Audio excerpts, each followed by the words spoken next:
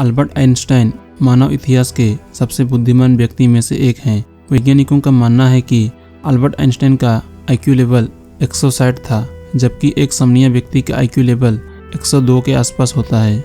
इस वीडियो में आप अल्बर्ट आइंस्टाइन के बारे में 10 इंटरेस्टिंग फैक्ट्स जानोगे, तो वीडियो पूरा जरूर देखें।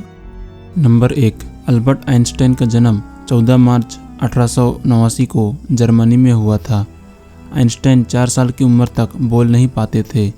एक बार वे अपने माँ बाप के साथ डिनर पर गए थे। वहाँ उन्होंने पहली बार बोला, the soup is too hot. यह देखकर उनके पेरेंट्स अचंभित हो गए। नंबर 2, अल्बर्ट आइंस्टाइन का विज्ञान की तरफ इंटरेस्ट तब जागा जब उनके पिता ने उनको एक कंपास ला कर दिया। कंपास को देखकर वह हैरान हो गए और सोचने लगे कि यह कैसे काम करता है। बस वहीं से उनकी जिज्ञासा विज्ञान पर बढ़ी। नंबर 3, एक बार आइंस्टाइन के एक सहकर्मी ने उनसे उनका टेलीफोन नंबर पूछा।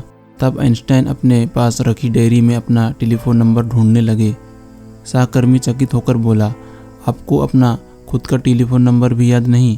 इस पर अल्बर्ट आइंस्टाइन बोले, ऐसी चीज़ को भला क्यों याद रखना जो मुझे डायरी में ढूंढने से मिल जाती हो।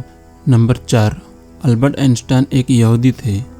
इसी कारण 1952 में उनको इजराइल का राष्ट्रपति बनने का ऑफर आया था, लेकिन आइंस्टाइन ने यह ऑफर यह कहकर ठुकरा दिया कि वे राजनीति के लिए नहीं बल्कि विज्ञान के लिए बने हैं।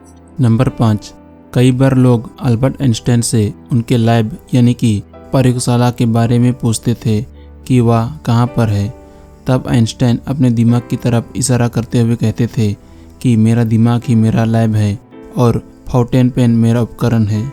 नंबर 6, आइंस्टाइन को संगीत से बहुत प्यार था। वह हमेशा अपने पास एक वायलिन रखते थे। आइंस्टाइन ने एक बार कहा था कि अगर वे वैज्ञानिक ना होते तो ज़रूर एक संगीतकार होते। हालांकि संगीत का ज्ञान उन्हें बहुत कम था।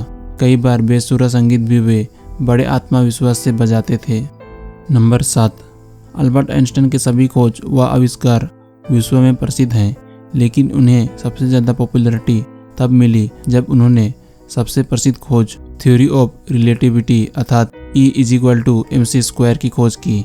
हिरोशिमा और नागासाकी में गिराए गए परमाणु बम इसी फार्मूला से बनाए गए थे।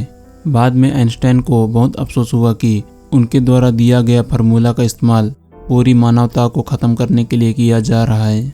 नंबर 8, अल्बर्ट आइंस्टाइन अपने जीवन के अंतिम दिनों में पूरे ब्रह्मांड को एक्सप्लेन करने वाले सिद्धांत यूनिफाइड थ्योरी पर रिसर्च कर रहे थे, लेकिन उनके निधन के कारण इस थ्योरी पर आगे काम नहीं हो पाया।